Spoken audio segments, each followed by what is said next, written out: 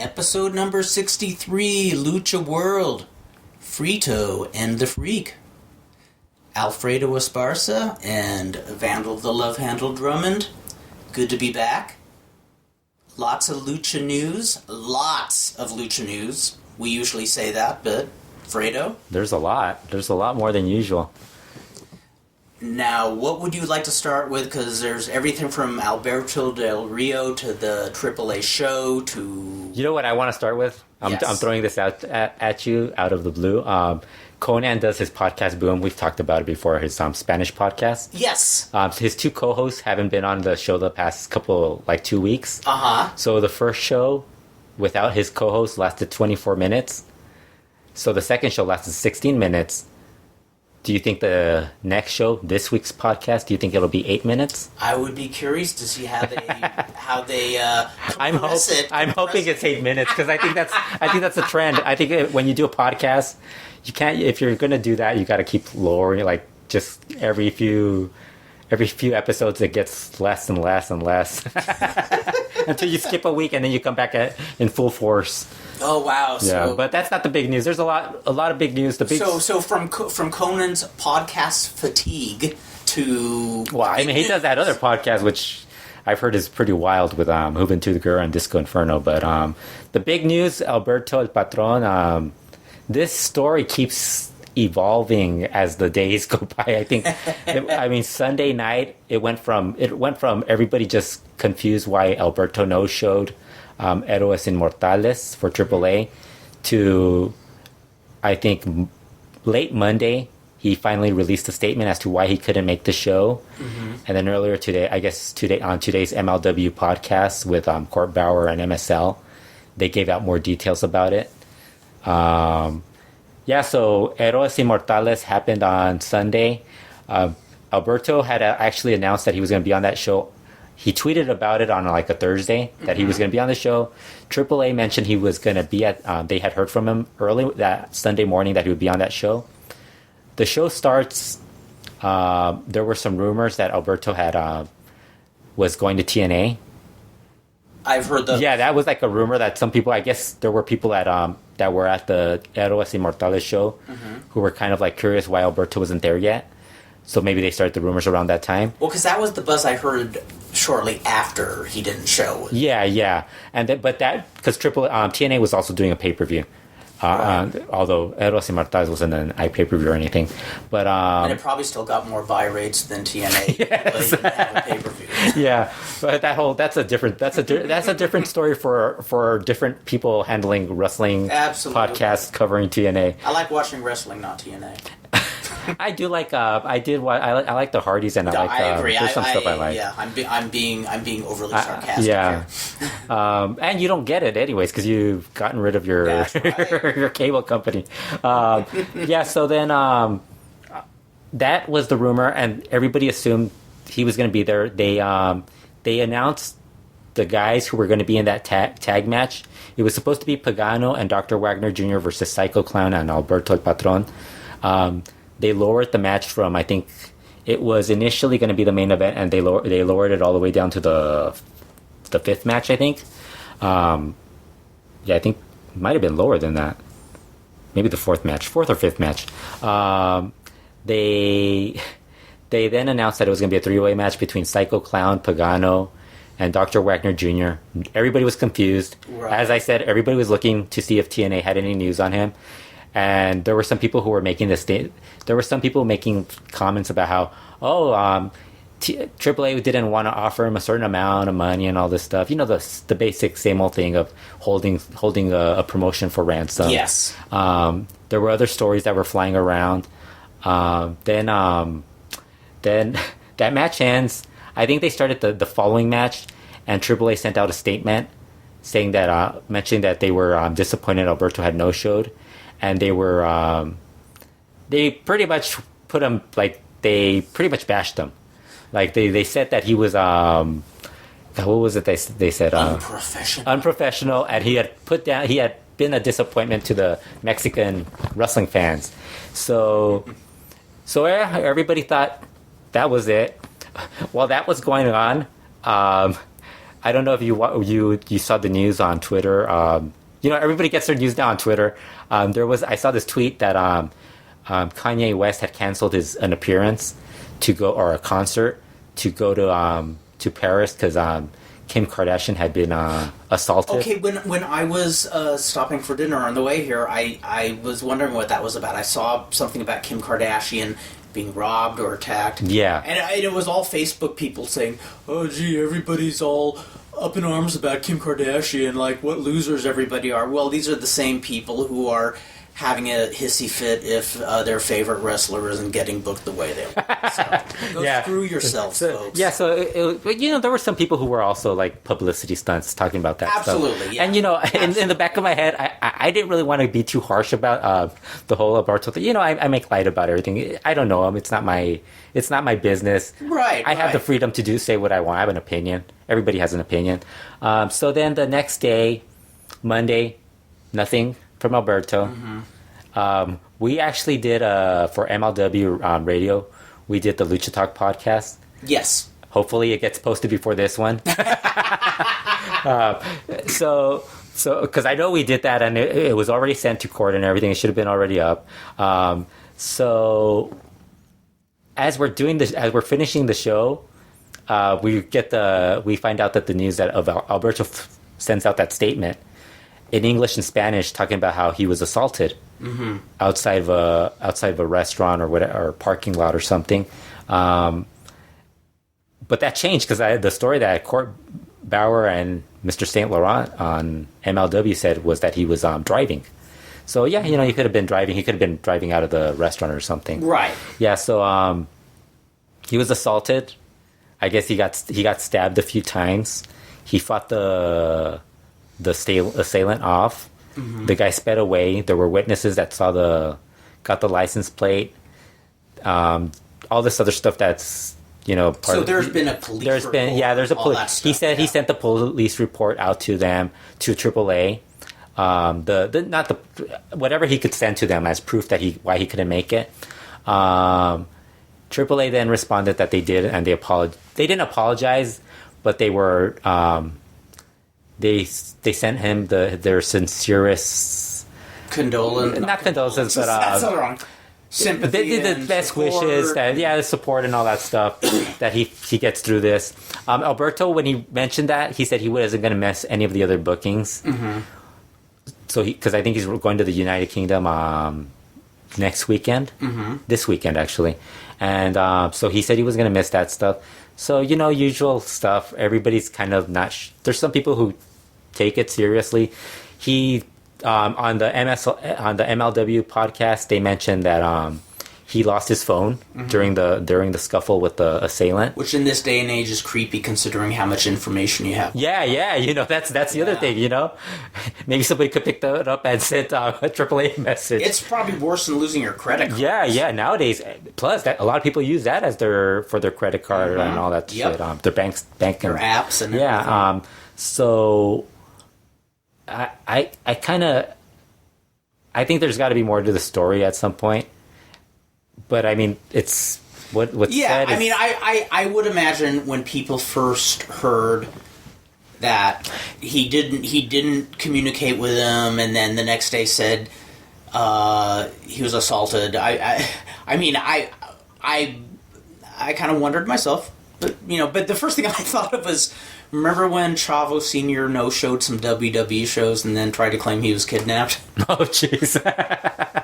Well, was this when he was Chavo Classic? Yes, yes. And that was just the first one that came to mind, but through the years I've heard so many and funny wrestling stories about wrestling. Oh, God. Yeah. There was one about the Dr. Wagner Jr. story, remember? Wait, that he was stabbed stepping out of his house or something. I don't remember and this. Hijo del Santo claimed that it was AAA sent guys to attack him. You remember this? And then AAA said that wasn't true. AAA was like, that's not true. Why would we do that? And there was like so much bullshit. I remember that because Ernesto Campo posted that, and he was like, doesn't he know other people that would have phones to like call AAA? I mean, really, or send a tweet or something, like a direct message. I mean, there's plenty of people that he could have contacted. Yes. So it's like, but and there were people like, oh, don't you think it's wrong that that what AAA did, and I was like, well, what do you expect? I mean, the guy probably thought he just ditched him. Yes, to be honest, and it happens often in wrestling. Yes, not everybody calls and tells you that they're not going to make it to a show, and so what do you think? What do you do? The first thing you do is like, fuck you, can't believe you know showed or whatever. When you jump to another promotion, that's what they used to do. Yeah. I mean, I would imagine they've probably done this since the beginning of any kind of territorial feud. Yeah, so I'm certain there are promoters who always said, yeah, just walk out on the other promotion, because a lot of these promoters want to screw each other over. And there were even people who were wondering, because he worked the Crash show in Tijuana with the CMLL guys, and they thought that was kind of weird because he was going to work AAA. So they thought maybe something like, I'm guessing some people were insinuating maybe he like worked something out with somebody else to not show up to that. But it's like, now we know that it was that he was stabbed. Yeah, I mean, and he even Court Bauer was saying that he tried to get a flight to Monterey just to at least show up and save face, make an appearance, stuff like that. So it's like, I mean, wow. Well, I'm glad he's okay. And he promised he's going to fulfill the remainder of his booking. So wow, what a scary incident. Yeah. Well, Jamie Noble, that happened to him. So and I heard his is a lot more serious injuries, from what I understand. Yeah. His was because the guy was in his house, wasn't he? Like trying to rob. Well, that's the funny thing is if I remember right, it was another thing where he had a minor car wreck with somebody. This is just what I'm recalling. I might be wrong. And like it was some road rage incidents. And it's just practically the same thing as Alberto, because that's the way Court was explaining it. Yeah, I mean that's maybe I'm not remembering correctly, but that's. But his injuries, from what I understand, are actually pretty serious. So I'm just gonna say this: if you don't hear our podcast on MLW next week, it's probably because of that. Fredo will say he's been stabbed. Yeah. No. I'll say I've been kidnapped. No. For MLW, I'm talking about MLW. If we get in trouble for that. But we did that before. We did that before any of that information came out. So the other great thing, along with excuses for ditching a territory, I don't know if you're old enough to remember this one, but it was not unusual for promoters. The first one that comes to mind is the Sheik. It's when his territory went from being, this big flowery garden to like weeds, when he was not drawing like he used to. And I guess they had some show that just went unusually well. The card was packed, and the gate was huge, and everybody was happy. And oh my God, we can't pay you. We just got robbed at the box office. They took off with all the cash. Well, that happens a lot with promoters. Remember how many stories you hear about guys, they can't find the promoter after a show? Oh, yeah. Usually the promoters just ditch town. But no, that was one that was utilized on occasion by different promoters that say, oh, a gunman held us up. And they always get away. Yeah, so the show continued on without Alberto Heroes Inmortales. They opened with the ladder match, with Aerostar and Drago retaining their tag team titles. Then they had the Copa Antonio Peña, which was the show that they had a bunch of mystery surprise luchadors. Yes. They actually turned it into an intergender battle royal. I guess they just can't, because they had Lady Shani and Big Mommy in it. And Pirata Morgan reappeared after several years of not being in AAA. And Pirata, his son, also returned. Who had just left like a month ago. So he made his way back. They had Pimpinello winning that match. Then they had the OGT versus the Apache family, which was just a match where they actually pulled off the Fabi was locked. I guess she was trapped in her locker room or something, or locked in. Yeah. And she showed up late to the match in street clothes. Oh, how cool! Yeah, well, and I was laughing because I when they were telling me that's just like the Clash of Champions. Remember that show where it was where Junkyard Dog and all them? Yeah, they were like thin, and like they had to replace them or something, or they were beating up on somebody. And that's when Tenryu was being featured in the main event, like a one night appearance. Yeah, yes. And he's just like a side note in the stupid angle. I remember that. All the wasted stuff out with Tenryu and all these guys. All the guys WCW could have like built stuff. Yes.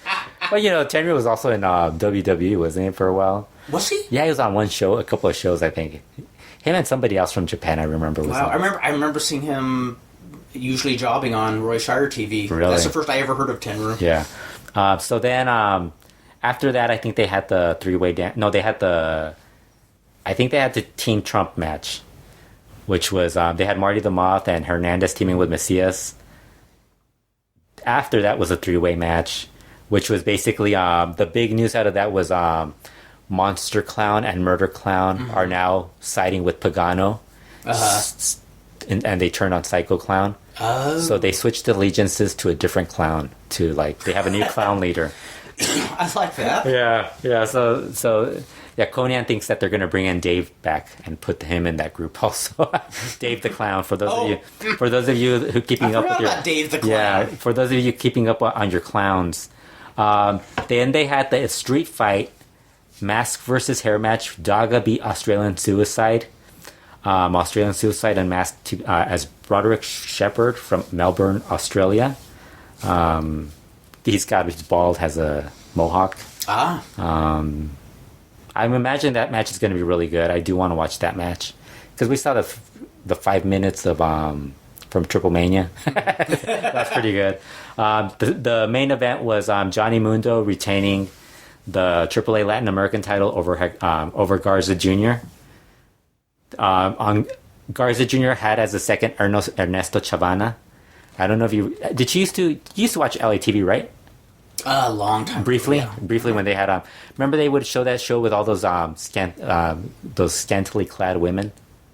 Like dancers? Yeah, dancers, stuff like that. Models, dancers. It was like a commercial during CML show. Yes. You would see it. That's it. The guy hosting that is him, Ernesto Chavana. Yeah, because we get a lot of the Monterey stuff on LA TV. For some reason, I don't know why. Actually, that one show is on there all the time. Yeah, so that was all the news for Heroes Inmortales. Most of the news for AAA has been out of the ring with Alberto. Mm-hmm. Alberto returning. He did the whole press conference. We didn't talk about it we haven't done a show in like a month. I know. It's been, what, 3 weeks? Yeah. Then he had... So Alberto, in the last month, left WWE, held a press conference in Hooters, worked the Crash show. He was going to open a restaurant. It got canceled. The opening was rescheduled, and he got stabbed.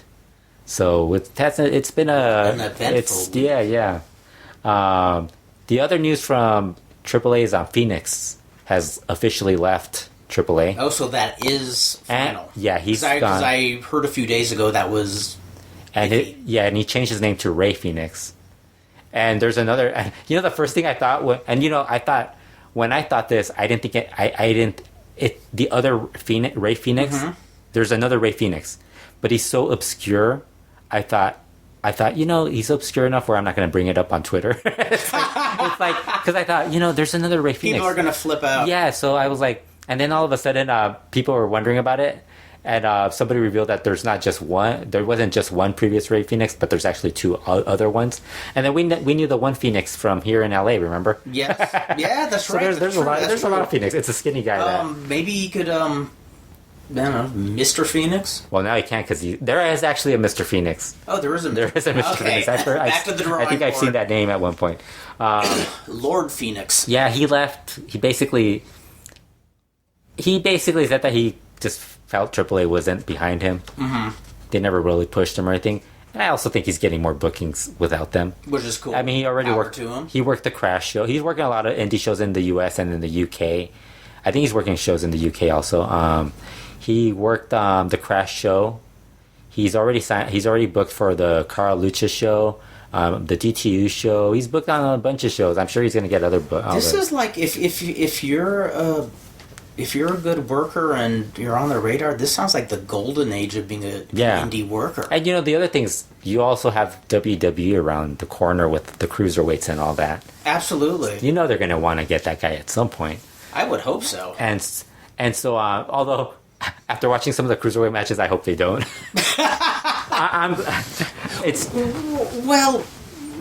I mean, I hope they do just because financially it helps them. Yeah. If they can get a good payday, yeah. I hope they make money. I just think some of the matches they don't really look very innovative. and guys don't do a lot of the high spots that they do in the independents and outside of WWE. Right. Yeah. So also gone is Taurus is gone from AAA. Taurus is gone. Yeah. Remember he won Copa Antonio Peña last year. Oh my God.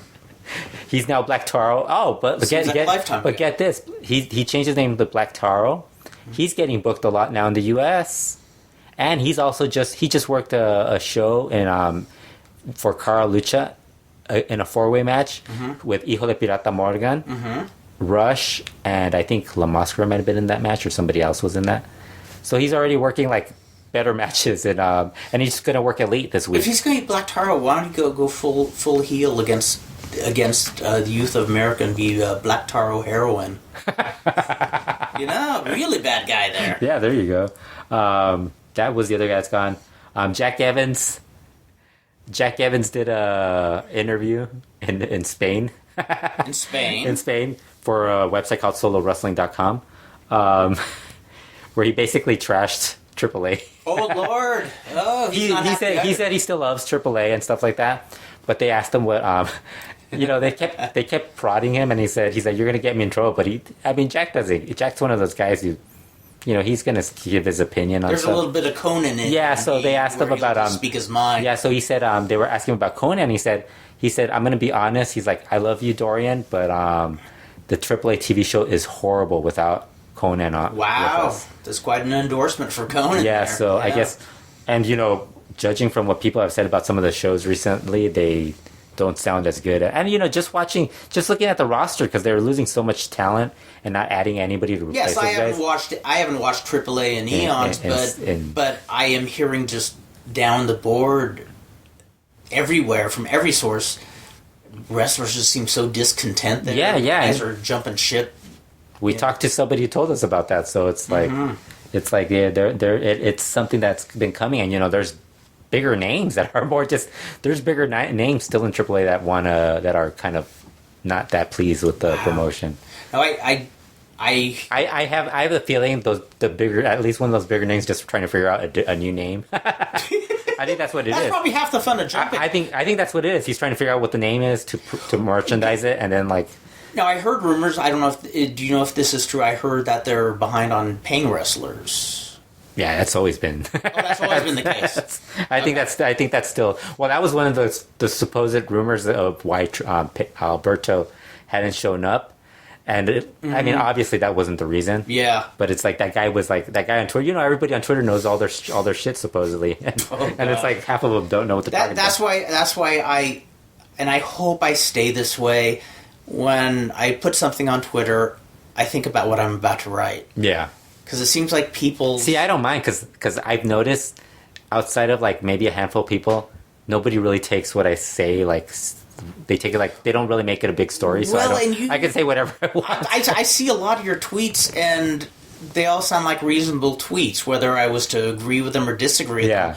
But it seems like people's craziness comes out of their fingers when they poke at their phone for Twitter, and they do things that get them fired, suspended. Yeah, you know arrested, what it is like. When they start revealing money amounts, they're just bullshitting. Oh yeah, nobody ever tells you the actual amount, and anybody who writes about it isn't going to tell you the exact amount. They're going to say it's a lot of money. Absolutely, it's a money issue, but they're not going to make it that apparent.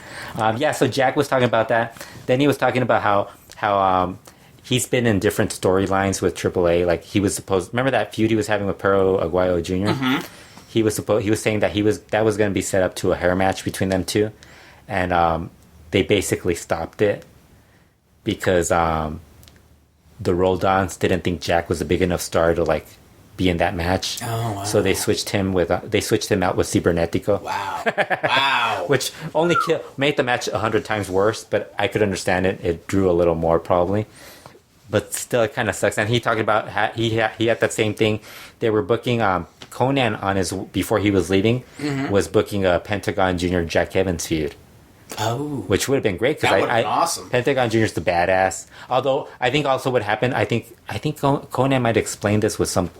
It might have not been with Jack, but I think he explained that he was booking Pentagon Junior against somebody else. Might have been Jack. I can't remember. but he was saying that people were cheering Pentagon, and that's when he realized he couldn't go that direction, so he had to go separate, a different way. So and then Jack talked about Phoenix and how he understood why he left and stuff like that. It's an interesting interview. It's in Spanish. You could read it on solowrestling.com if you want. If people want to read it. Yeah, Jack Evans, he intrigues me in the way Konnan intrigues me, because he is very outspoken, and sometimes you're going to shoot yourself in the foot. And on the other hand, it's kind of refreshing to hear people speak their mind. Even well, AAA is doing that trip to Japan on the 26th, and the first thing I thought when he was saying that, I was like, wow, I hope Jack doesn't lose his Japan trip. Yes, because that's like a big deal for everybody. That's the cost of being outspoken. But the cool thing is Jack got probably the one really good match out of that whole. There's 2 matches on that. There's a 3-way match, and then there's the tag match, and the tag match is Jack and Angelico versus Minoru Masato Tanaka and Ikuto Hidaka. You know Masato Tanaka, yes. right? Oh, yes, yeah. Hidaka, you know who Hidaka is? I do not know. You don't remember him? I don't remember. He was in ECW, I think. Towards the end. I think he was like... That's probably why I didn't see him. Yeah, probably. I think I tapped on ECW toward the end. I know he's in the Indies and all that. He was really good. I to be honest, I had never seen him. Yeah. Tanaka, I've seen he's really good. So that should be a good match. But they have Taya teaming up with Daga against Australian Suicide and Aja Kong. No way. Yes. So I wrote. I can't wait to see Australian Suicide and Aja Kong teaming up. I would love to see that. But it's weird because the Daga Taya tag team doesn't make sense because they're feuding. Storyline, they broke up. Taya's with Team Trump now, with Johnny Mundo, and Daga's with Pearls Del Mob. I had a curiosity. Have you heard? Is the Team Trump thing getting over, or it seems kind of about the same thing as the Foreign Legion and all that stuff? I think it's just something that they don't have an idea for the heels, so they just give them a gimmick. Because even as far back when they can't even get the guys to show up, like they always switch them around. Like Cage was frequently in there, but I mean you can't get Cage all the time. Yeah. So it's Mundo, and sometimes Mundo's there, sometimes it's Marty the Mob. Well, and even when Cage at that disastrous Triple Mania pay-per-view last year, when he wore that Trump T-shirt, it just seemed kind of like contrived. It didn't seem like they were working the gimmick. It's just kind of like holding up a picture of Trump and saying, "Well, it's we're on weird. his side." It's weird because I find it amusing because they're doing that in Mexico, where it would probably be a bigger deal over here in the U.S. Because I think we would hate him. We would hate Trump more than the Mexicans. Oh, yeah. Although Mexicans would hate Trump, but I mean, they're not getting the full effect of it if they're over there. It's if you're here, it's a lot more intense. Yeah, it's it's insane. Have you watched that South Park episode where they have Hillary Clinton? No, but in the role of Trump, it's not Trump running against her. Mm-hmm. It's that the old. Remember the teacher that became like had a sex change. Yes. He's the one, and he's like he suddenly realizes he's the one that's going to win. So you know how Trump always says the worst thing. Yes, but keeps on getting more votes. That he does that too. He's like, God, that's funny. So it's like they're just doing that. He's like, don't vote for me. I'm horrible. It's so funny. It seems like if anybody but Hillary was running, Trump would already be left in the dust. Yeah. Now, if Trump was running against, like I say, if Trump was running against another Democrat, that Democrat probably would already run. On the other hand, if Hillary is running against somebody like Marco Rubio, Rubio probably win it no problem. Yeah, this thing is like everybody can't figure out. Like, there's some people who are like, I'm going to vote for Trump because he's the lesser of two evils. Or they go, I'm going to vote for Hillary because she's the lesser of two evils. It's like, I think they're both getting that. And I don't know. I mean, I find both of them to be pretty horrible. Yeah, but I mean, this is my opinion and just full disclosure, I usually lean to the left. But if it was somebody like Marco Rubio, I would probably lean to the right, but Trump is just so he's clueless. My favorite is, and what's funny is, my favorite was somebody told me they're voting for Trump because they think maybe he could like come up with more jobs and stuff like that, like an idea. I'm like, Like, no, he made his money by like finding ways not to pay people. Not to pay people, pay taxes. Yeah, and it's just funny.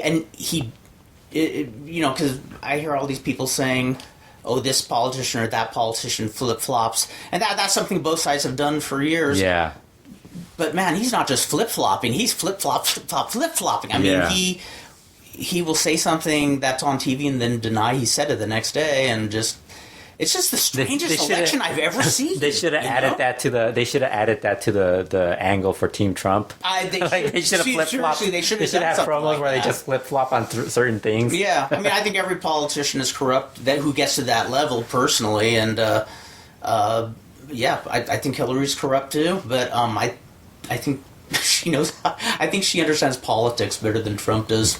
Yeah, he understands promos better than she does. Yeah. But. So, getting back to wrestling, to Lucha. Yes. CMLL. Most of the news out of them has been actually they've had some pretty good matches on their shows recently. Yes, they did. I've been man. They had Rey del Aire. Did you watch the Torneo Cibernético? Or just the final? I just watched the final because it was Volador versus Cavernario, and I freaking loved that match. Yeah, the Torneo Cibernético is pretty good. If you watched it on the feed on Claro Sports, you missed like about 5 minutes of it because it just went poof, disappeared for like 5 minutes.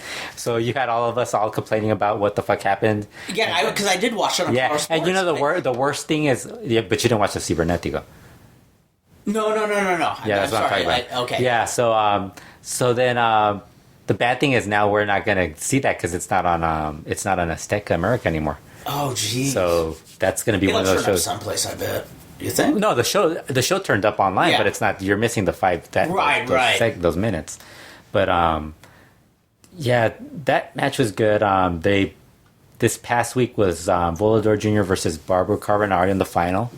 Man, that was amazing. I think the only thing I didn't like about the Cibernético was that the way they finished it, where it was like each guy, like they do it into a 3-way dance, and guys are just trying to break pins up and everything. It should just be something where they just eliminate somebody. Although I was just glad that it wasn't Mephisto, because Mephisto had a. I don't have anything against Mephisto. I think he's really good, but there was he had the match with Titan. That I think it was that week he had a match with Titan, which was great. Which I heard was good. Yes, that was great. That was really good. And then he had a match with Mystico on Sunday, which obviously we didn't know unless you were in Mexico. You saw. Yes. But he's had so many singles matches in the last year, so it's like I wanted something different. And Barbaro Carbonario versus Volador Jr. was something different. That was amazing. And the match was great. Even somebody who's seen match after match, there were, I think, at least 3 occasions where I was certain we were watching the finish. And when they kicked out, partly because I just dig both wrestlers so much, but I felt like a little kid getting whoa, he kicked out! Yeah. And what was even cooler, you could hear the audience popping like that too. Yeah. And I actually liked the finish just because it seemed like it didn't seem like this desperation foul. It seemed like Barbaro was doing something very villainous and. But I found it funny how everybody thought Volador won because even the Twitter account was like Volador won because he put in the Cavernario. He put him in the Cavernario, and everybody's like, and that was done so well because he's waving and the referee is waving it off. Yeah, and the way that match was built up to where it was like they were kicking out of so many big moves. Yes, I mean, Barbaro Carbonario kicked out of every big move that Volador has. And that was every time. The only thing was one of the guys was telling me about the spot where he does the that really fast Canadian destroyer that he does with Sombra. Yes. He was asking me if he did that. I don't think he did that, but I don't think Barbaro Carbonario could take that move. I think that's one of those moves. Kick out. I think that. No, I was certain. I was certain Volador was going over clean. Yeah. And so those were the 3 times where I said, "Okay, this is it. This has been a great match." And I'm like, whoa, they're just bringing it all out. Yeah, they just kept going. The only thing I didn't like about the finish, and it's basically just because it was Tirantes. I think any other ref, I think it would have got, if that young ref that they have, I forgot his name. But you're doing better than I do. That guy, he's at least different. Whereas Tirantes, as soon as that happened with Tirantes, everybody just turned their attention towards. There was more focus on him. That's a very good point. Which I really hated that. I think if they would have done it any other way, I would have been fine with it. But I think it being Tirantes, I just thought it was somebody who is a heel ref, because it was a finish where. And it's his reputation's from AAA, yeah. But it's a finish where a neutral ref would think he was actually fouled by the yeah. So it would have made more sense. Yeah, whereas Tirantes has had this issue with Volador. Like it's an ongoing like thing between him and Volador, like in many other matches. But I love and But I could see the point where people thought, oh, Carbonario won, he cheated. And now he gets not only Volador wanted a mask match, a hair match. Carbonario said he didn't want to give him the hair match; he wanted a title match. So they're doing the title match this Friday, and I thought that worked as well as the. I agree. I totally agree, and I also dig. Usually I hate when a tournament final of some sort ends with a DQ or something like that. Yeah, but there was something that I dug how Carbonario was celebrating, like kicked Volador's ass. Yeah, like he won fair and square. Like he looked like he and I gotta say, the other match I saw of his recently was his Lightning match with Valiente the week before, and that was 2 weeks before. 2 weeks before, yeah. It was on the Legend show, right? Yeah. Okay, I'm losing all sense of time now. Yeah. That's what happens when you get old like me. Wait till I'm Les Thatcher's age. No, you'll be telling us how much you hate the high flying. That's right. Well, he'll be 95 and he'll probably still remember things more clearly than I do today. But but no, when I saw that match and then I saw the Volador match, it's like I want to restructure Lucha Libre to have less 6-man tags and more singles. Yes. Carbonario shines as a singles wrestler, beautiful, and he makes his opponent shine like very few wrestlers do, in my opinion. Yeah, he's really good, and and that's the one thing I liked about it. They elevated him. I think he was kind of like he was starting he was being pushed after that En Busca del Needle stuff, and he was kind of up there, but it kind of seemed like he wasn't as focused on. Dragon League really skyrocketed. And it kind of seems like Barbara Carbonario. Yeah. But there's a lot of CML guys. And I think we kind of... I think with CML, it's always like that. There's a bunch of guys who kind of like this... You don't really see a lot of them. Yeah, great workers, but they're kind of just floating. Yeah, and then, he was kind of getting to be known as the alternate Negra. Because they would still make the main events every so often, but you still don't see them as like Volador or... Absolutely. Or Ultimo Girl, guys who are already... Negro Casas, guys who are already stars and are treated like stars, and these guys are main eventers. So you have this... this guy's, they don't push him. Everybody's complaining, they don't push him, and he's working like a main event, and you're still complaining about them not pushing him, despite him being in main events, Absolutely. It's just weird. No, you're right. It's just weird. Right. It's just weird. Yeah. But I think this helps them. This kind of puts them now at the level of, at least, next to Negro Casas in the Peste Negra, Absolutely. And I thought it was... Another reason I thought that he was jobbing clean that night was because when he wrestled Valiente pins him in less than 10 minutes. I mean... Didn't that have a weird finish, too? It had a weird finish, but it was very clear that Valiente kicked his butt. Yeah. And I thought that was cool how... Because, Valiente is somebody who's kind of somewhere in the middle. Somewhere much like Carbonario. And so now... Probably lower than Carbonario. Now Carbonario is going toe-to-toe with Volador, and... that gives some opportunity for Valiente to shine too. Well, really, the if you're gonna the top 5 guys in CML as far as the main event, the guys who are treated ahead of everybody else, it's Volador, Rush. I think Rush would be treated even higher if he didn't get suspended all the time. Yeah. But the weird thing is that helps him. That builds up his character. I mean, it's kind of like the Brody effect, It's the Brody effect or the. Effect that Dr. Jerry Graham did the Bruiser versus there's Roca. Rebels. There's Rebels. There was a huge riot that should have ruined... Because you're always wondering what the fuck's going to happen if he's at the show or something like that. And Volador, Rush, Ultimo Guerrero, I think Atlantis kind of still in that I would think treated so. that way as ahead of everybody else. I think those 4 guys are kind of like the guys who kind of get that the preferential, and I think because even Maximo was in that group because Maximo's the heavyweight champion. He's working like the 3rd match on. Yeah, he's heavyweight champion, and he's been for a long time. Yes, right? yes, he's been like since last year. But he's definitely early not last year. Yeah, it's like guys like Atlantis and Negro Casas are in that class of. Negro Casas up there too. Yeah, those guys, they're kind of in the class like Rene Guajardo and Carla Lagarde where they're always going to have a place, like a solid place. Casas and Atlantis, you could have like, and nobody's going to complain about it as long as it could still go, you know. Absolutely. It's like, and they still, I mean, Atlantis, I think the trouble that he falls into is when he starts having numerous singles matches, and it's like you kind of get tired of the match over and over and over again.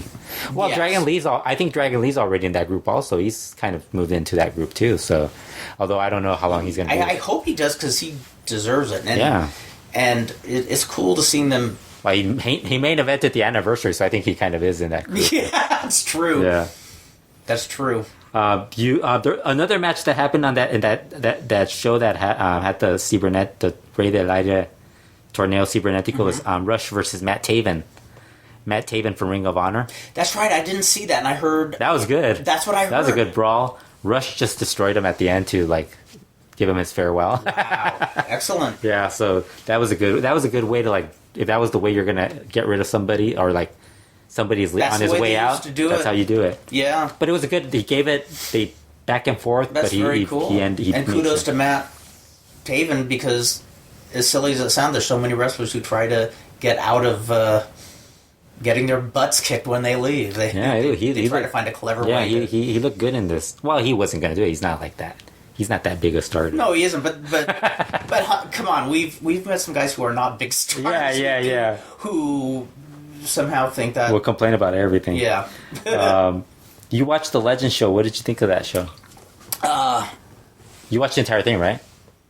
I watched up until partway through the main event. Yeah, so you watched most of it. Yeah. I only watched the first 2 matches. And I was trying to find...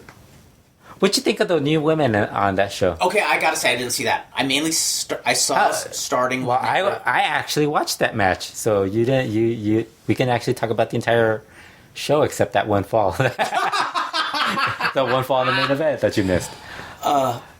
I thought you watch it. You should watch it. I thought Harochita and Metallica, they look pretty good. I mean, for the women, that they have, they didn't look. Oh, really? Yeah, cool. they didn't look as. So they had their working shoes on. Yeah, they didn't look as. They looked like they could hang with the.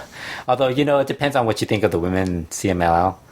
Well, it's like they're not Marcella, Amapola, and Zeuxis, basically. No, exactly. But what they need is they need that second tier, need that second tier, and they need women who have the leadership capabilities that somebody like Amapola has.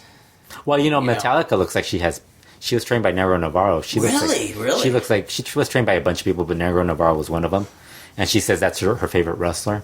So that's a good start. And she kind of looks like she might actually be the better one. But you see them once, and all of a sudden you don't see them again. So it's like you don't know what's going on. Oh, that's a shame. Yeah. I mean, well, and I think that's one of the things is, even though I don't mind watching them, and I think they do work.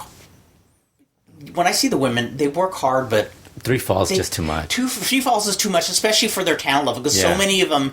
Especially trios matches because they're repetitive. Exactly, and with the trios match, it takes more than one woman who can lead a match, and you have 4 women out there who are still green enough, and it's just a clusterfuck. Yeah, and I think there was a women's match last week, this past Friday, and it just fell apart, and I was like, oh my god, how can we get through this thing? Man. I think that was the match where I was like, man, can we just get to one fall?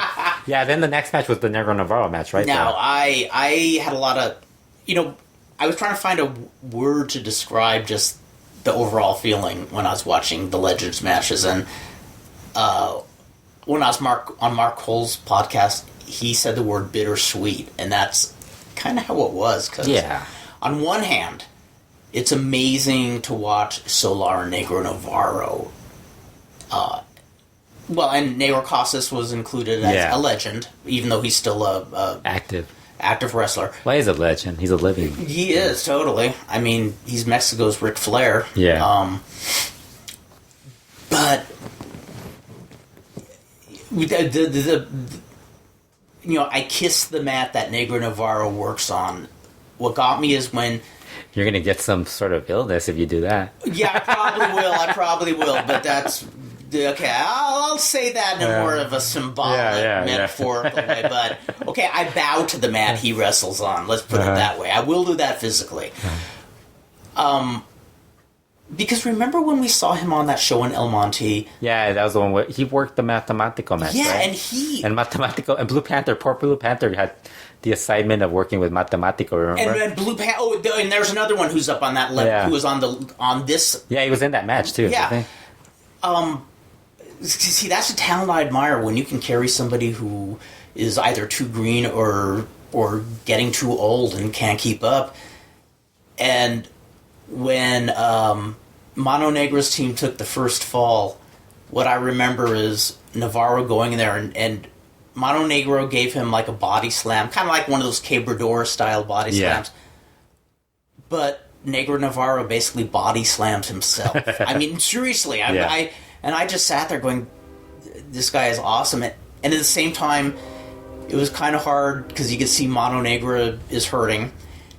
And when I saw Super Astro, that was kind of hard because for just an average guy his age, he looks like he's still in really good shape. But you remember the Super Astro who was like Valiente is today, who did all these wild moves as if he was just going for a walk. And now he's struggling to even do the reverse headbutt he used to do. Yeah. That was kind of sad. He did that cool tope, though. But that was nice. But he did struggle for much of the match. And I think it's cool that they honor them. Yeah. And I guess it doesn't bug me. I guess more... Wasn't Pure Oath on that show, too? Like he was in that... Wasn't he in the Gobernables match? Yes, he was. Yeah. Yes. I mean, that's the other thing. Why would you book Pure Oath on that show if you're having all those legends? I know. Put on a good match. Yes. Put Rush with some other dudes. I guess more than anything, it's like, I know this is a duh on my part, but it seems like yesterday when all those guys were just in their prime, and so... Man, that was a long time ago. What are you talking about? I know. Well, when you're 54, it feels like yesterday. These guys were in their prime in like 1990. I know. Like Even before that. That was yesterday, Fredo. That was yesterday. Cien Caras was in his prime in 1987, probably. Probably before that, actually. Yeah. I actually saw Cien Caras probably when he was in his prime. Yeah. I saw him live in 1977. I'm gonna start doing a Spanish lucha podcast, just so I could beg promoters in Mexico to stop booking Cien Caras. Let him retire. He wants to retire. Let him retire. With you on that. I gotta tell you, that was the match where I kind of tapped out. Well, people were saying that like people were walking out in that match. Like, dude, I wouldn't blame them. I mean, I almost turned it off just by their Hermanos entrance. I can't remember which song it was. One of the classic. Didn't Máscara de Año 2000 sing? Yes, he did sing it. He was for the evening. He was Florence Foster Jenkins. I don't have a good singing voice, and I give it to anybody who tries to sing. But this was hard to listen to.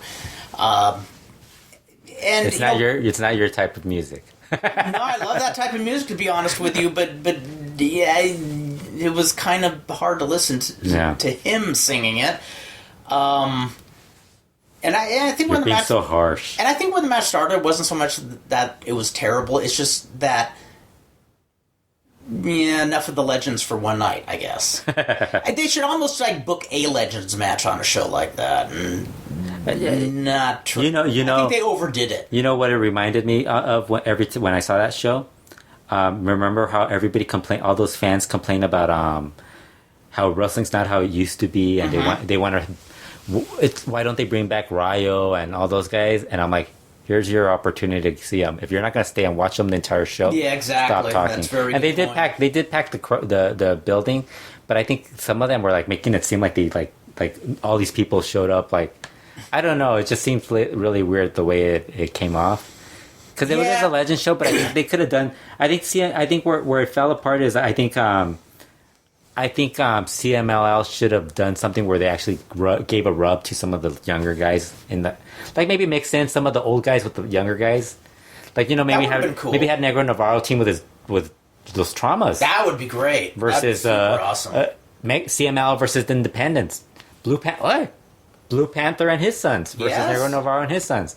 Negro Casas or Felino with Puma and Tiger. To be honest, that's something you could actually make a program out of. Yes. I mean... Legend show, doesn't mean you have to have... Or maybe have Dinamitas versus Ingo Bernables. Have Rush just kill those guys. Because Rush has always said he's always wanted to wrestle against like those guys in their prime. Yes. And they should be like, Rush, we're not giving you them you can't see them in their prime, but have at it right now. Kanek versus Rush or something. That's funny. No, I first time I ever saw Cien Cars was at the Olympic Auditorium Battle Royal show in '77, and it was kind of cool looking back, just thinking I didn't realize I was looking at a legend in the making. That was when he was teamed with Victor Rivera. Really? Yeah. Yeah, because back then he was already a name in Mexico by that point. Yeah, he was a big name. He was hitting the covers of Lucha Libre magazine, I think by '75, if I remember right, but. And he was over. He was only there for a short stay, like a lot of them were, but he was pretty over. So, did you watch Lucha Underground this past week? Of course not. Kurt, why don't you? I watched reruns of the Rockford Files. Well, I watched the entire first season of Luke Cage on. Is that Netflix. The superhero one? Yeah, the Marvel one. I heard the actor interviewed. That sounds really cool. It is really good. It's a Netflix one. Yeah, right? it's Netflix. Yeah, it's good. It's good. Yeah, I liked it more than the Daredevil and the Jessica Jones ones. I had never seen those. The weird thing. So many people. The weird thing is when you're watching that, when you're watching Luke Cage, it has kind of a vibe of The Wire and Boardwalk Empire. Really? Shows. You know why? Because half the cast is from those shows. Like almost every. No way. Almost every couple of minutes, like if you watch those two shows. Did you watch Boardwalk Empire? I never watched Boardwalk Empire. Well, they have all these people the main villain is one of the guys who's like on Boardwalk Empire. Then there's a couple of people from The Wire. It's like this. That's interesting. Yeah, but it's really good. It's really good. I recommend it. That's one of those I actually do want to check out because I've just heard synopsises of Boardwalk Empire, and that sounds kind of awesome. That is really good. I haven't seen the 5th season yet. We actually did watch a whole season. Binge watched Elena. Tony the Ripper and I watched that Netflix show, Stranger Things. Yeah, that was pretty good. That's a cool show. I watched that. The dynamics between all the kids is really good. I mean, it's... Like that one kid missing his teeth was Dustin. Cool. Yeah, he is one of the greatest characters. Yeah. We were even saying by the 4th episode, they're saying, if they knock off Dustin, we're not watching anymore. This kid's too great. Yeah. I thought that was a good show. Yeah, I enjoyed it. I'm curious to see what they do for the second season. I am too. I hope they... Yeah. Yeah, I hope it's not something throwaway. I hope they didn't cash everything in this. So if you watch that, you'll enjoy Lucha Underground. I don't know, like they're doing they're concentrating a lot on storylines more this year. So like half the show is like storylines. Really? And then like they'll have... Like, remember the first season? It was a lot of great matches. Yes. But this season, it kind of seems like they're building up more storylines. They'll do the great matches at some point. Yeah. It's a 40-week episode season, so I think 40 episodes. I think so. I'm guessing they'll start building up stuff. But it's like they did that one show where they had the half hour of the cop storyline. They're investigating Dario Fredo. I had heard about that, and didn't it kind of dominate the show? Yes. But the second half had Marty the Moth versus Killshot in a Weapons of Mass Destruction match, which was really good. I love the name. Yeah. Then this past week they had Chavo Guerrero Jr. versus Dragon Azteca Jr. And it's like I feel bad because Dragon Azteca Jr. is basically his two big singles matches have been Chavo Guerrero Jr. and Black Lotus. Black Lotus is the Asian girl. Yes. I thought that's what we were talking about. Yeah. So it's like he's not getting any like really. Wow. It's like, and I feel he's Ray Horace, guys. He just had a match with funny. I feel bad for Chavo Guerrero Jr. because everywhere he goes, he's going to be Chavo Guerrero Jr. Yeah, he's not his dad. His dad was great. His dad was great, and I think he's a good worker, but he was good in WCW, but he's just not not Lucha. He's not a Lucha Yeah, guy. no, you're right. You're right. And Lucha Underground isn't really like, and we've had people in Lucha Underground say that they're not really Lucha. They don't consider it Lucha. It's a hybrid more of a. Yeah, it's kind of an animal unto its own. Yeah.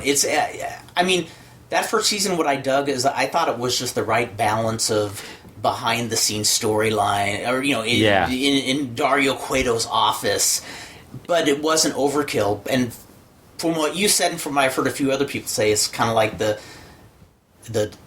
equivalent of Cueto's office is dominating the show more than the action is. This season there's more of that, but it's like you're just hoping there's something at some point. And they've had some good matches. I'm not saying it's all right, but it's very storyline driven. I think it's gonna. I don't know if it's gonna. I think there's some fans who are just gonna fans. There's certain fans who stick to their promotion, so good or bad, they're gonna say it's great. Oh yeah, and it's like. It hasn't been as great as the previous two seasons for me personally. Well, me, I still prefer CML, even though when they go through, they're really like. Well, the thing with CML is that the key is to watch the Friday show. It's like the Monday Tuesday shows. I mean, if you could just get like just read what the good matches are and just watch those matches, you're fine. Yeah, that's true. If you don't have to suffer through the Leono Apocalypse's matches of the Komoras of the world, you're perfectly fine. Well, I was talking about this. I think it might have been with the guys on the other podcast. I think it was after the podcast we were talking about how wouldn't have all those guys that were in. Remember they were debuting guys every couple of weeks in CML? Yes. And like we were talking about, imagine if they like just kept all good workers. Mm-hmm. Because they were bringing in good guys, and it's like, but they're not getting rid of any of the bad workers. So it's like they're not going to keep all those newer guys out of loyalty towards the older guys. That's true. So it's like you're just thinking, why can't we have like just a really great CML promotion and not all this other crap? No, true. Very good point. Yeah. So speaking of the other news, CML and Elite broke up. They broke up. So it is official. Yeah, they're the funny thing. Well, I mean, I think Elite just wanted to run shows in other venues, so they look more packed on television. Because I think and I'll be honest, it lasted longer than I thought because and the story. Remember that story that Leo Riano had said that CML had tried to take Elite's time slot, TV slot. Mm-hmm. Well, I think it was the other way around. Oh. I think Elite took CML slot, and they took the Azteca, the one that airs on in the U.S. because that's what they're airing now. Right. They're airing the replay of CMLL's show, and then they air like this really old episode of Elite from April. Like they're on April right now. It's the one piece, and this is everything. Everybody from the smallest independent promotions to the hugest. Empires in pro wrestling don't co-promote on a regular basis with other promotions. Yeah, they did.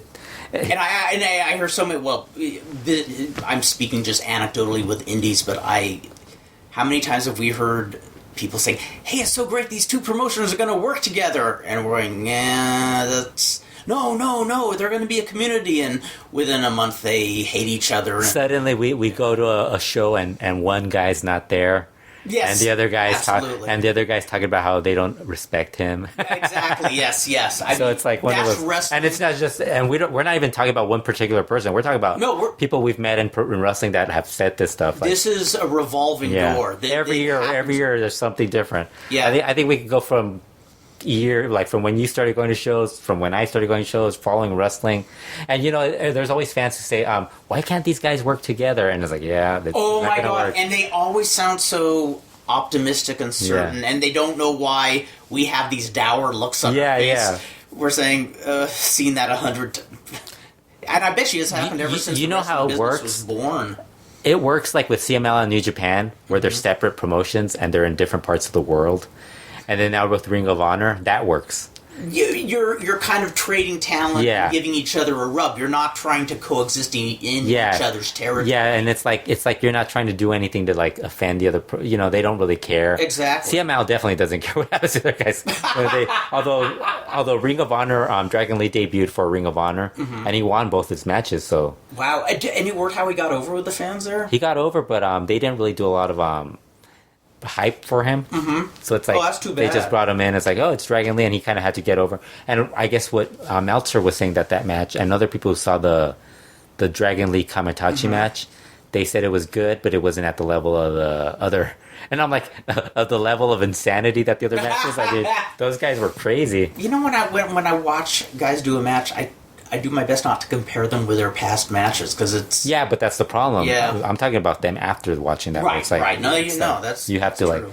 and then they said I think he beat Bobby Fish the second night. So cool. So so with the elite breakup.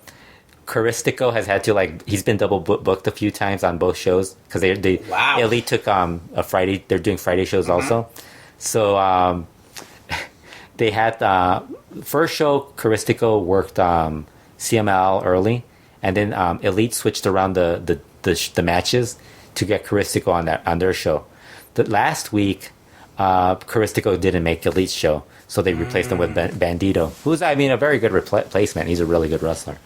But I guess this Friday he's only working Elite, but that's weird because he's working. He's one of the few guys allowed to. I think Rey Escorpion. I think he might actually have a similar opportunity, but I think he's picking to stick with Elite. Interesting. Because but with him it's because I think he's on his way towards his annual trip to the U.S. Oh, so I don't think he's that worried about that. You're not that worried, because if I think if I was a wrestler who felt stuck like a rock in a hard place, probably stick with CML. Yeah, I'd want to go with one that's trying. Yeah. But they're not Elite's pushing him more because he's in that tournament. They're still keeping you up with that tournament. They've lost all those guys. Mascara Dorada's pretty much going to be in WWE soon. Without the CML guys, there's no Rush, no Negro Casas, no Volador Jr., no whoever else was on it. Teddy Hart's gone. Broke his ankle. We saw that. He's going to be gone for a few months, I think. That's a shame. Yeah, so what do they have? They're just going to keep on. I think they're Extreme Tiger's pretty much going to win it. I think they're a ship without an engine. To be honest with you, when we're talking about CML, New Japan, when I think of wrestling history, I think the most interesting period was in the 80s when both CMLL and UWA would use they'd never co-promote, but they'd use each other's talent. Yeah. And they seemed to get on with each other okay in that respect, because it was a pretty nasty war. Yeah. Initially. I'd love to know the backstory to all that, how they came to that. Yeah, that's ease. Yeah, it's weird, but I think UWA had the more they were stronger because they were out. It was kind of like the similar situation with AAA where they were outside of that area, but they weren't running that. Although they did run that area, but it wasn't as. I think they were more of a outside of that region. Yes. So I think they didn't have a problem with it. Whereas I think they could never work with AAA and also because of the different viewpoint on how wrestling should be. Absolutely. As I recall, when AAA started, they were the ones who said, "You're with us and nobody else unless we approve it." You were exclusively with AAA, if I remember correctly. Yeah, because CML brought in UWA guys when that happened. Yes. To fill out the roster spots that all the AAA guys, all the guys who left to AAA. It was an interesting time. Yeah. I mean, yeah. Yeah, so, with Elite, that's pretty much it. There's been some good indie shows lately, but unfortunately they don't really post the stuff on online. Although there's a lot more, a lot of the Crash matches are online now. Mm-hmm. In different formats. That's the Tijuana one. The Tijuana show from September.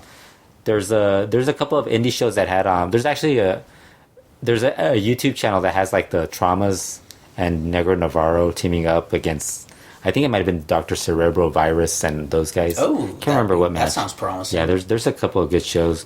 There's plenty of lucha on YouTube, so if you're not into the AAA or CMLL stuff, plenty of independent wrestling to watch. I'm always intrigued by independent wrestling in Mexico because I love how you can go to a different region and their local guys have a slightly different flavor of lucha. Yeah. Just different methods of working. Yeah, I think the Cubs fan posted three matches with three different groups of turtles on it. Although I think two of them were like similar turtles, but they were like It's funny in Lucha Libre. A different combination. In Lucha Libre, Ninja Turtles breed much faster than rabbits ever have. I mean... Do you have Hulu? I have Hulu. There's a documentary on the Ninja Turtles, how they were created, the cartoon characters and all that. Yes. And how they became like this whole big deal, like how they got to become the big thing. Because I remember when they were kind of a gritty... Yeah, it was a comic book, yeah. They talk about it from the very beginning all the way through. It's a really good documentary. I can't remember. I think it's just called Ninja Turtles or something like that. Yeah, it's on Hulu. My cuñado Anthony said his worst blunder years ago when he was, still collecting comic books and that sort of thing. The first Ninja Turtles was out, and the comic book store he frequented, the guy told him, you might want to get a couple of issues of this. This is going to be huge. Yeah. And he kind of looked and says, not my thing. And then, sure enough, I can't remember, just a couple of years later, that first issue he could have sold for pretty penny. Yeah. Now you probably couldn't get anything off. They were talking. Yeah, they were talking about that stuff. Like but he just said that was a worst mistake. And it's so funny. He always had a good eye for that. I remember we were at a pick and save in the early '80s, and he saw these cheap little Universal brand monster dolls. I mean, these looked cheap as those lucha dolls they saw outside the arenas. They were $1.98 each, and he just bought an armful. And I bought 2 or 3 just because I thought they looked funny in my apartment. And sure enough, I think 15 years later when eBay came around, he sold each one between $200 and $300. Oh, wow. He called it. He was so... I was saying, those aren't going to sell. But, it's weird that... It's mostly guys who missed out on buying that when they were kids that bought them afterwards, wasn't it? Exactly. Yeah. I think that's it. And there's also people who are like in their 30s or 40s are nostalgic for their childhood because one of the few things like I bought for nostalgia's sake. Actually, I bought it for my bro-in-law. They had these robots when I was little kid called Zeroids, and they're only out for about a year, but they were the toy at the time. Yeah, and man, though, in fact, I remember I got it from because there's a really good deal, but I was tempted to buy it for myself, and that's just because I remember being 6 years old, and you love having a little keepsake from. It's great, but it's funny. It'd almost be more interesting. More interesting than selling stuff on eBay would just be able to interview people who buy this stuff and each of their reasons for because it was interesting because they were talking about how they went from the comic book to the action figure, and how they needed to make a cartoon to sell the action figures and all this other stuff, and like how they talk about the movie, how they came about doing the movie, and how Jim Henson's involvement and all that. I would have never guessed that the action figures is what spawned the cartoons. I thought it was the other way around too, but no, it was the toy manufacturer were the ones that told them, you know what, we should make a cartoon to get these to sell these toys. So they actually called somebody who handled creating cartoons. And he came up with the idea, and they only did like 6 episodes like a season, like 6-8 episodes, and they stopped doing them. And so the guy who did them, he's like, "Are you guys gonna continue doing this?" And they're like, "No, we already sold all the action figures. We're not gonna do this again." And he's like, "But the cartoon did really well." he's like, "The cartoon did really well." So then he worked out a deal to get the cartoon. Like the rights to the cartoon. Whoa! So then he kept doing the cartoon, and that became that led to all the other stuff. So it's like everybody won. Everybody's got like money out of it. Yeah, that's awesome. They were talking about all the guys, how the 2 guys that created the turtles. They were talking about how one of the guys, he was saying that the only reason they came up with the turtle was that they were doodling, and he he's like he made he put together a picture of a turtle, and just put like a ninja outfit on him, and he showed it to the other guy, and the other guy saw it, so he decided to beat him and see if he could draw it better than him, and that's how it just led to. I love how some things are born off the cuff like that. Yeah. Like you picture people brainstorming, but somehow just this little aha. It's a good documentary. I've been watching a lot of. I'd like to see that. I like watching all those documentaries about like musicians and stuff like that. I love those. Yeah. Oh, those never get old to me. Yeah. Especially when they're giving the straight story, because I remember when the Ramones documentary came out in 2003. I had just read a really, really good book. I think it was called Hey Ho, Let's Go. But what was so great about it was written by a guy who clearly admired the Ramones, but he didn't put them on a pedestal, because the whole the whole myth that was really presented as reality at the time was that they were inseparable. They were like brothers. When the truth was they wanted to kill each other, but yet they managed to stay together for 22 years, even though they didn't have a hit record in that time. And I think that's a much more fascinating story than got this bond. Yeah, I was watching like one on what was it, The Damned? Mm-hmm. And I thought that was really good also. Oh, is it a recent one? I don't know. I think it is. I think it is, because I think it's from like 2 years ago or something. Yeah, but the one I talked about, like I think I told you about Tom Petty, the documentary on that. Yes, you told me about that. Was really like that's a 4 hour that's a 4 hour documentary. But like, is it? It's really good. It's really good, but you just gotta watch it like in parts. Well, he's one of those. It's like one of those podcasts. It's just really long. Yeah, he's one of those. I don't listen to him night and day, but I really like him. I was watching that, and I was like, I'm like, oh, that's a good song, and I started looking for it. I was like, because he was talking. It goes all the way to the part where he's talking about Johnny Cash calling him and asking him if he could, if he wanted to record, do a cover on, what was the song? I Won't Back Down. Yes. So he That's covered a great it. Song. He covered it, that song. And so Tom Petty said when he heard Johnny Cash cover it, he's like, I don't even know why I sang it. He's like, oh my god! He's like, Johnny Cash was so much better. But I think Johnny Cash gets that from everybody. Like, Johnny Cash was in a class by himself. It's so funny. Like, I don't even really think of him as country. I think of him as Johnny Cash. I don't think of him as country. He was, and it's funny. The things that will make me a fan of a musician is I always like Johnny Cash. Okay, but I remember hearing him on an interview in Fresh Air, and just how unusually gracious he was. Yeah. And I had heard several other examples that... I remember here in the OC in Orange County, he was on one of the religious stations, and they're interviewing it. It was when he did something with, I think it was Glenn Danzig. Yeah, it was on a combination. Yeah. And the guy interviewing him was kind of trying to give him these leading questions, like almost making it sound like were you made to work with him? Like, why would you work with this? Like with Glenn Danzig. And after and he was giving kind of these just non-answers, and then he finally just said something along the lines of, listen, if you're trying to get me to say something negative about my friend Glenn Danzig, that's not going to happen. Let's move on. Wow. And he said he wasn't a prick about it. He didn't walk out of the interview. Yeah. But he said, this case is There's closed. A lot of good documentaries on... so many good documentaries. The Lemmy documentary I want to is see really that good. one. There's one on the... Johnny Cash's wife, what was his... the Carter family. The Carter family, yes. There's a really good documentary on them also. What other one? I mean, well-done documentaries. Yeah, there's just a lot. A well-done documentary. It could even be about something I'm not interested in. I was watching one. They do it right. I was watching one on this guy who was a New Orleans musician. Mm-hmm. And it was really good. I mean, like, I'd never heard of him, but he was like a huge name, like, in that genre of music that they played. And he was actually pretty good at that.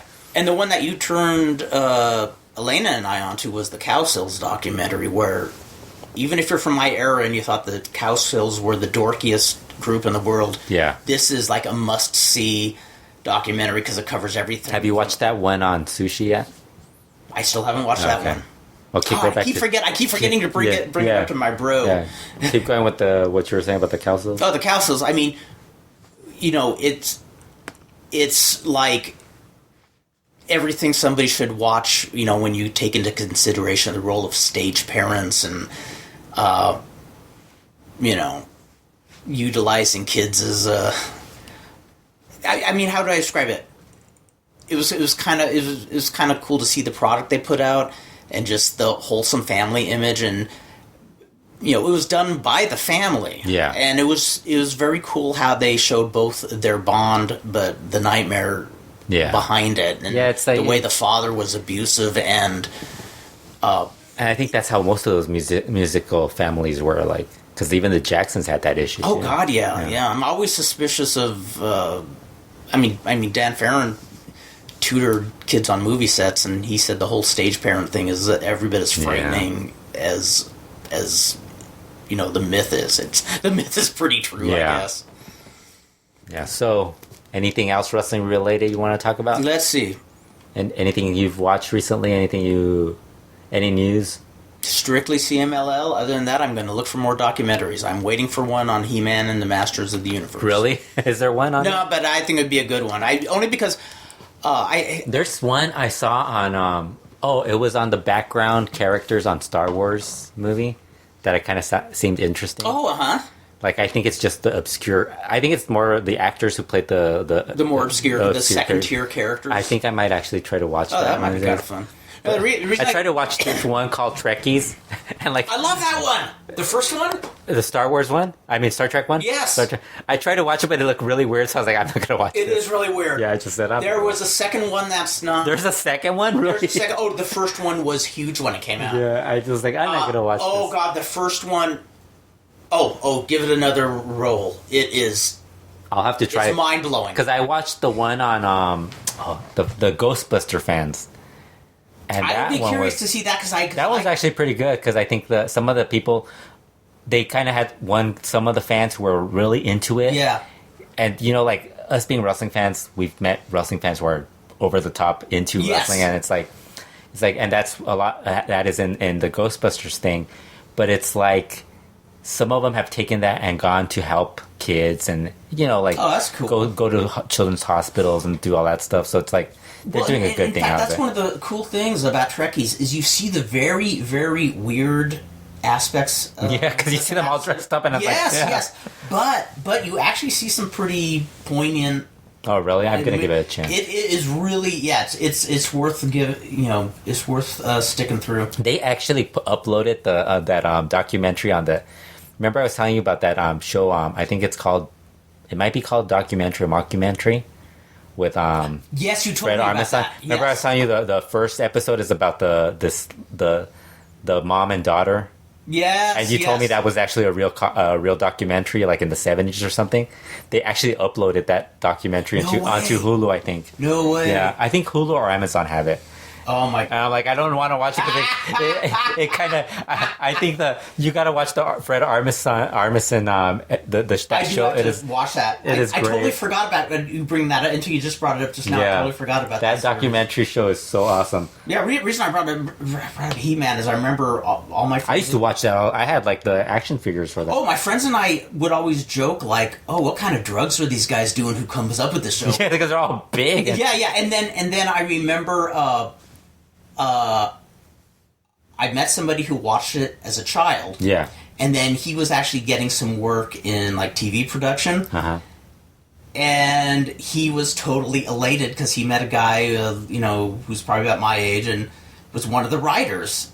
Oh. And he said something like, "So what were the meetings like when you're talking about storylines?" And goes, "Oh, the meetings, they were a blast. We were all so buzzed." and apparently some of them were dropping acid, too. And what was that? Snarf was in that, wasn't he? Snarf? Snarf. The one I remember best was Mossman. Yeah. Because I did buy the Mossman. I had Stinkor.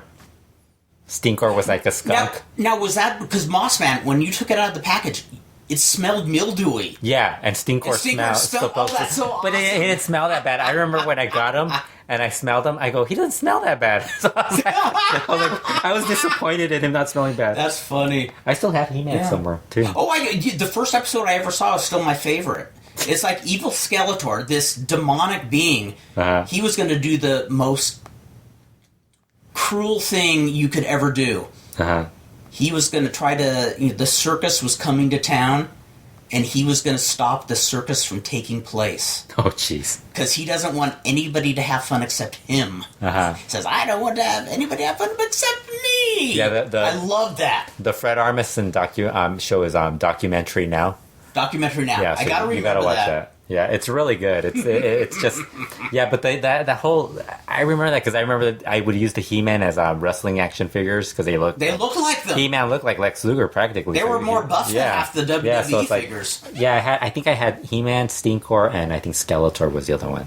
Oh, that's so cool. And then I couldn't get the rest of them because I was into everything. I was into Voltron, into Robotech, everything. As a kid, I was into everything. Physico-Nuclear for a while.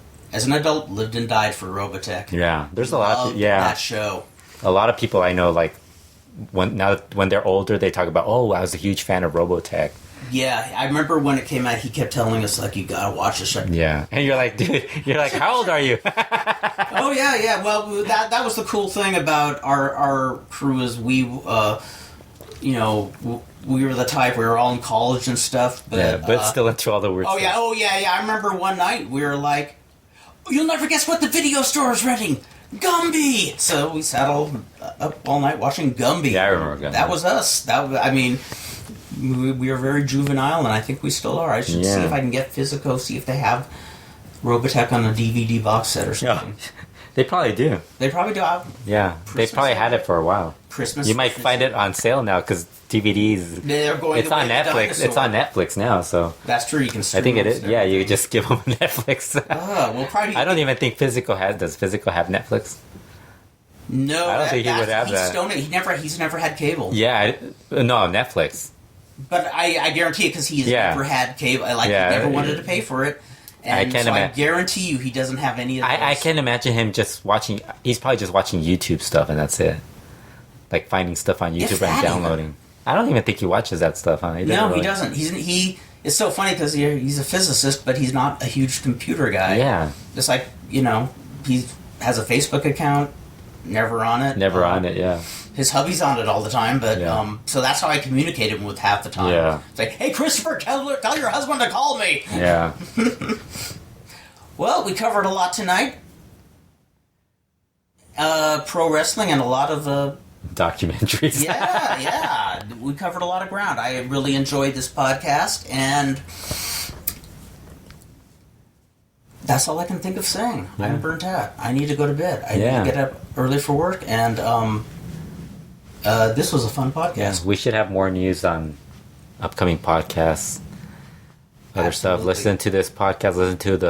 Listen to our other podcast that we did. Other podcasts, that's right. Listen to Kurt on Mark Cole's Winter Palace podcast. And you're co-hosting on the 605. 605 this past week and a few weeks before. Those have been really fun. Highly recommended podcast too if you're a fan of classic. See, that's the trouble. Wrestling. People want us to do this show all the time, but they don't realize we're on demand like a lot from other people. Like they it's kind of cool. Yeah, they're like, how come you don't do it every week? And it's like, guys, we're like the go-to guys for like podcasts, for all these conversations that don't get recorded.